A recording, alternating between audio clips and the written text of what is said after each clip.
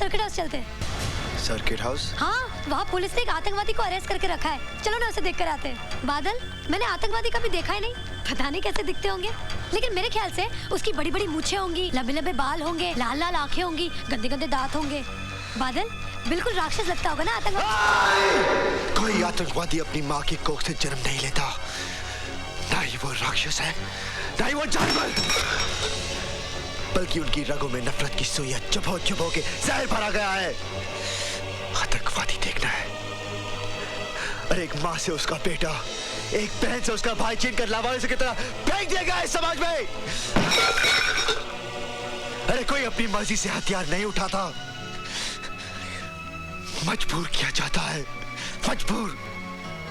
जाओ जाओ, जाकर देख कर आओ, लेकिन उसकी लाल लाल खूनी आंखों में उस दर्द को भी देखने की कोशिश करना जिस दर्द के सारे जिंदा रहते हैं। वो आतंकवादी, आतंकवादी देख रहा है, आतंकवादी।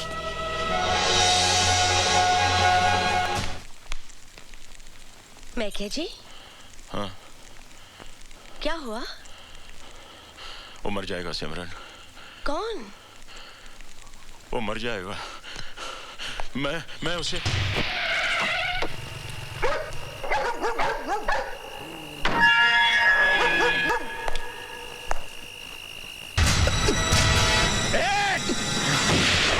रुक जाओ।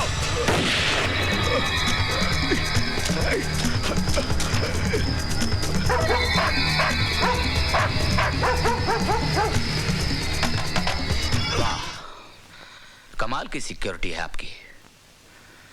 एक आतंकवादी को उसके साथी पुलिस हिरासत से निकाल के ले जाते हैं और आपके कानों पे जूं तक नहीं रेंगती।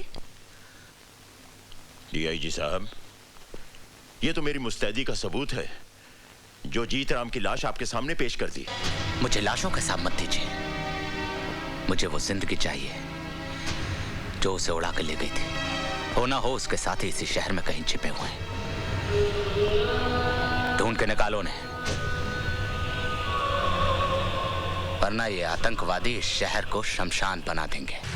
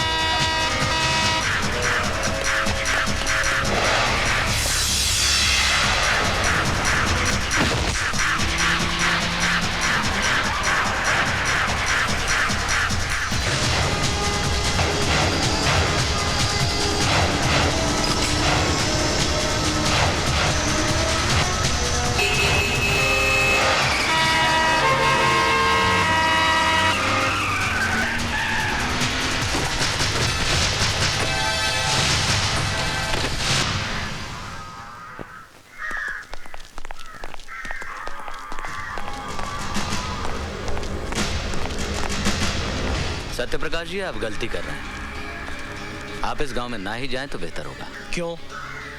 ये गांव हमारे देश में नहीं है क्या? बात ये नहीं है सत्यप्रकाश जी, दरअसल ये खतरनाक आतंकवादियों का गांव है।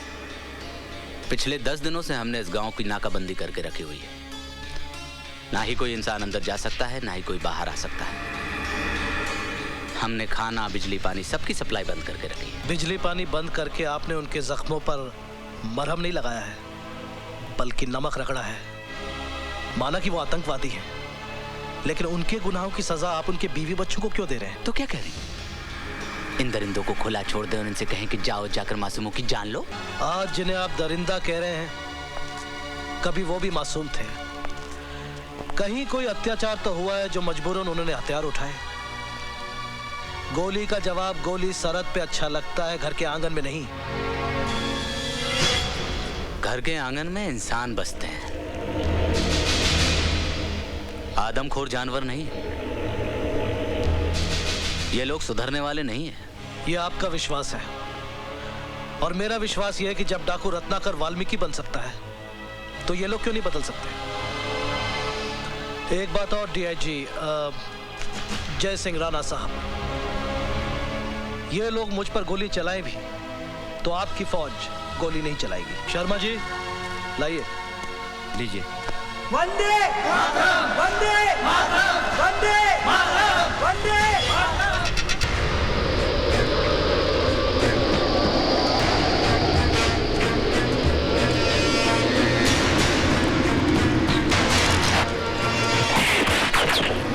मुझे मारने से अगर तुम्हारे बच्चों की भूख प्यास मिटती है तो चलाओ गोली, चलाओ। राजी, इसके हाथ में क्या है? कहीं गोला बारूद तो नहीं?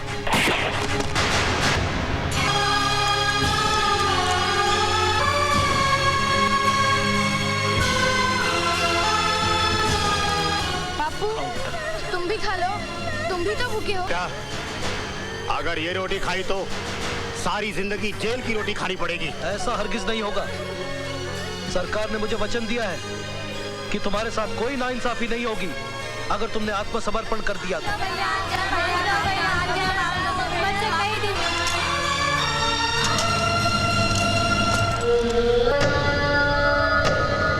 हमारा हुकूमत का पैगाम है तुम्हारे लिए राणा साहब।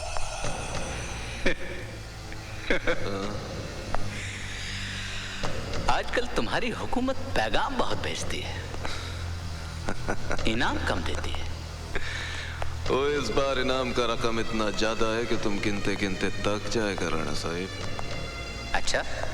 हाँ, आईएसआई ने तुम्हारा स्विस बैंक का अकाउंट में 15 करोड़ रुपया जमा भी कर दिया है।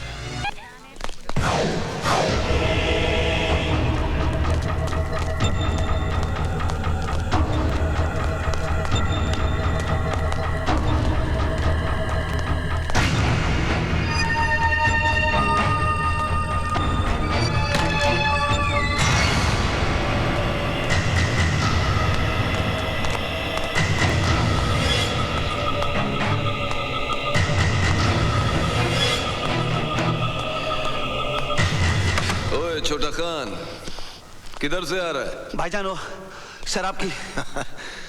एक दिन तेरा ये शराब का आदत हम सबको खतरे में डाल देगा।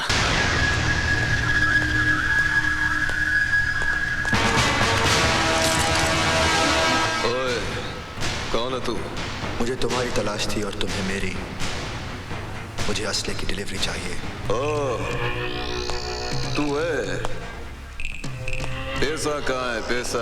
सामान कहाँ है? पहला पैसा। ठीक है, थोड़ी देर बाद मैं पैसों के साथ तुम्हें यहीं मिलूंगा। हम इंतजार करेगा।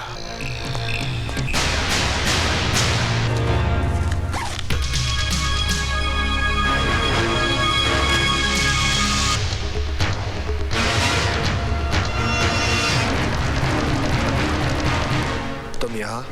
वो हमने सोचा कि इतना बड़ा बोझ तुम उठाएगा, तुम्हारा बाजू थक जाएगा। तुमने अभी तक मेरे बाजों की ताकत देखी कहाँ है? इस घोड़े के सामने तुम्हारा बाजू का ताकत बेकार है। ला बैग मुझे दे।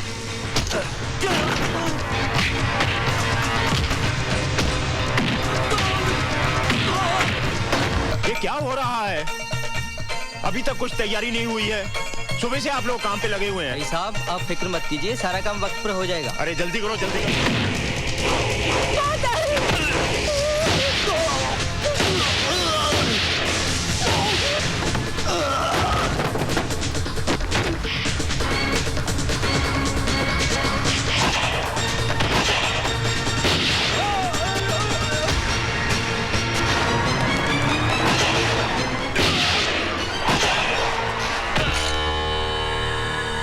ये हथियार चलाना तुम्हें कैसे आया?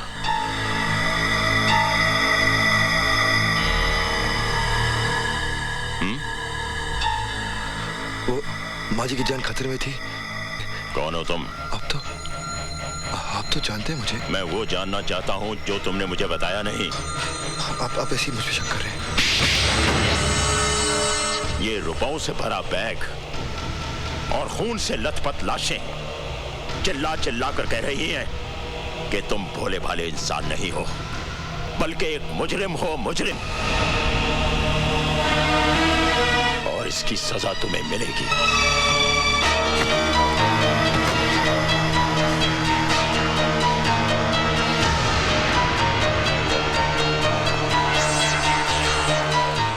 मांगेराम। जी साहब जी। जब तक मैं वापस ना आऊं इस पर कड़ी नजर रखना। जी साहब जी।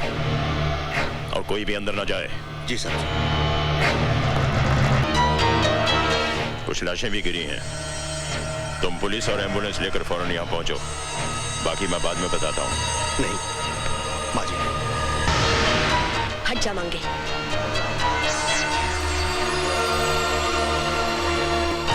अगर मेरी दाढ़ी मूछें होती तो आप मुझे भी अंदर कर देते।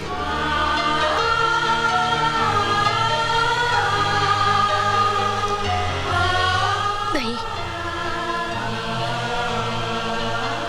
तू मुजरिम नहीं हो सकता।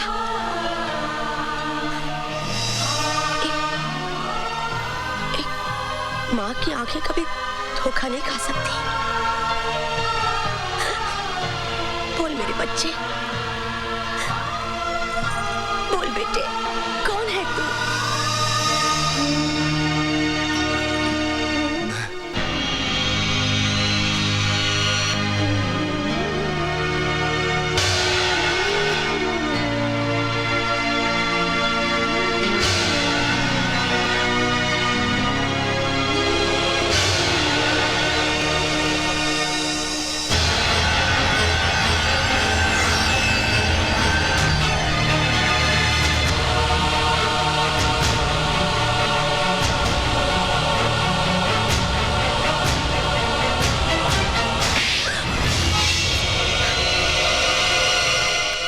तुमने क्या किया है?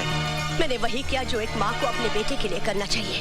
वो मुजरिम है, आतंकवादी, आतंकवादी है वो। हाँ हाँ, वो आतंकवादी है।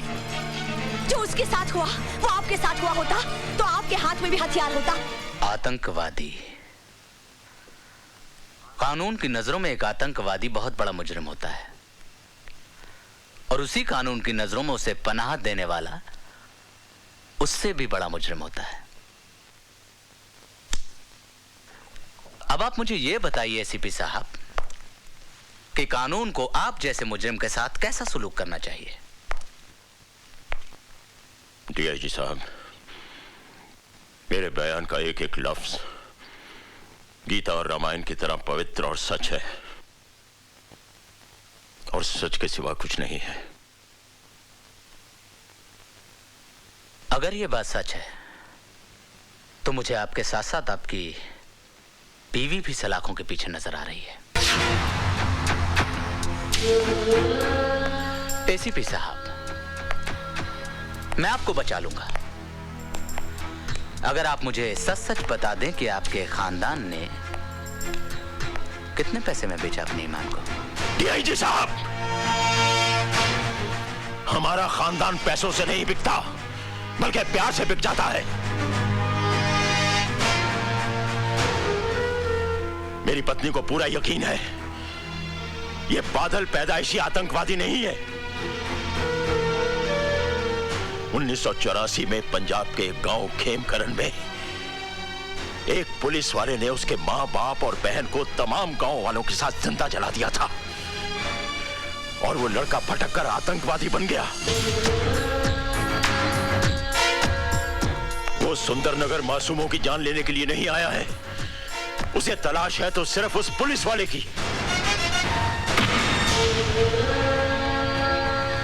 ओह,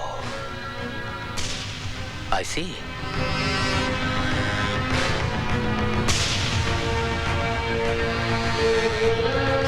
अब आपका क्या इरादा है? आप उस पुलिस वाले को गिरफ्तार करेंगे या उस आतंकवादी को? उस पुलिस वाले को तो सजा भगवान देगा, लेकिन इस आतंकवादी को सजा मैं दूंगा। मैं जो कह रहा हूं ध्यान से सुनो। हर bus stand, railway station, highway पर नाकाबंदी कर दो। वो आतंकवादी किसी भी सूरत में भागने ना पाए, समझे? मार डालोगे उसे? पुलिस वाले हो ना, मार डालो। उसने मेरे विश्वास को धोखा दिया है सिमरन, मेरे भरोसे को तोड़ा है। आज के बाद इस दिल में कोई नहीं रहेगा, कोई नहीं। बादल भैया की शादी रानी से नहीं होगी दीदी।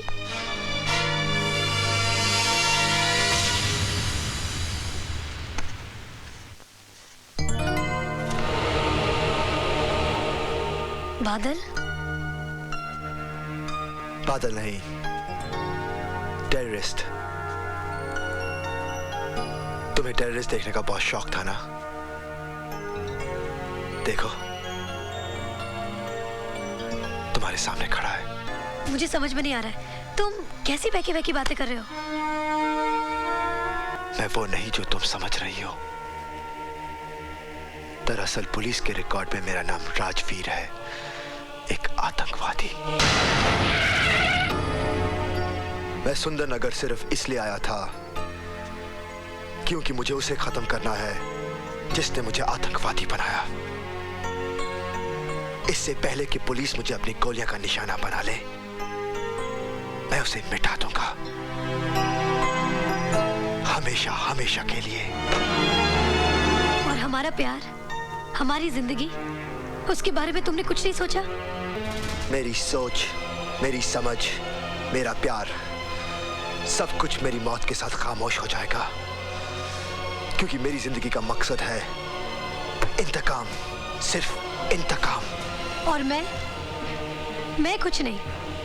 फिर हम लोग क्यों मिले? क्यों साथ में सपने देखे? Why? ये एक युद्ध की शुरुआत है। मेरी जिंदगी की उम्र किसी भी वक्त अपना दम तोड़ सकती है। मेरा साथ तुम्हारा कल नहीं, मेरा अंत मेरे सामने है। मुझसे दूर रहो।